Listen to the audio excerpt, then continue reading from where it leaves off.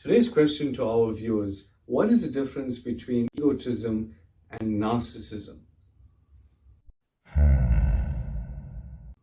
This is a debate we're having within the team, and after doing many family law cases, we also asked the spouses, is your husband or wife a narcissist, or were they just inflated with a huge ego? Is there a difference? To us, there is a difference. Someone who has an inflated ego thinks the world about themselves.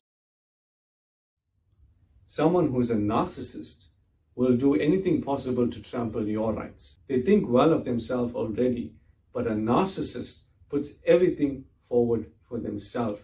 It's themselves and themselves only. What do you think? What's the difference between the two? Let us know.